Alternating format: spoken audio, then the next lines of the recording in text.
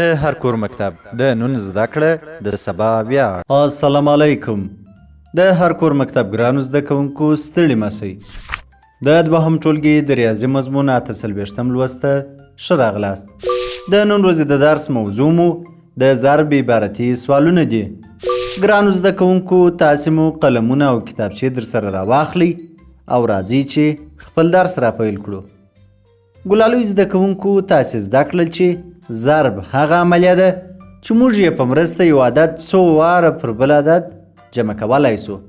نن به موږ د ضرب د عبارتي سوالونو حل کول زده کړو. عبارتي سوالونه هغه سوالونو ته وایي چې د کیسې په ډول راوړل سوي وي. د مثال په توګه احمد په خپل باغ کې 3 ونې لري او په هره ونه کې 15 دانې سیبونه دي.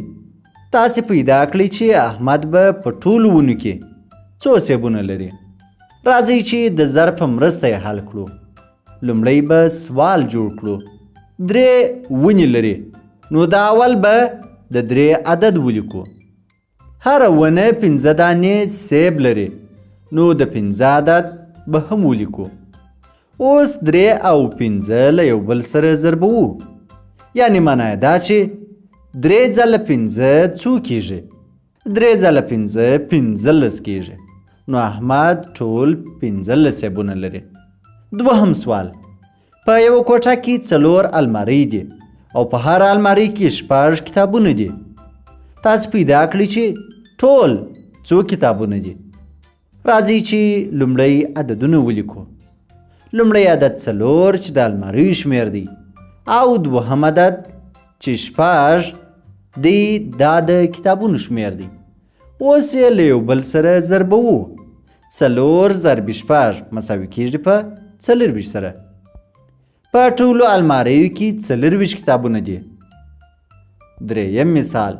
یوه نانوایي هره ورځ 10 کڅوړې ډوډۍ خرڅوي او په هره کڅوړه کې 10 دانې ډوډۍ وي. تاسې پیدا کړئ چې دوی هره ورځ ټولې څو ډوډۍ خرڅوي. حل. د کڅوړو او ډوډیو شمیر به سره ضرب کړو. د ټولو ډوډیو شمیر به په لاس راسي. د کڅوړو شمیر هم لاس او د ډوډیو شمیر هم لاس دی په هره کڅوړه کې.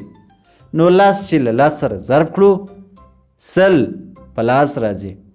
معنی یې دا ده چې لاس لسیان یا لاس واره لاس ډوډۍ 100 دانې کیږي. نو ګرانو زده کوونکو که مو چیرې د کیسې په څیر د ضرب د عملیې داسې سوالونه ولیدل د پورته مثالونو په څیر یې په ډېرې اسانۍ سره حل کولی سئ. دا و زموږ د نن ورځې درس. په راتلونکي درس کې به له 2 رقمي عددونو سره د 1 رقمي عددونو ضرب کول زده کړو. په مخه مو ښه.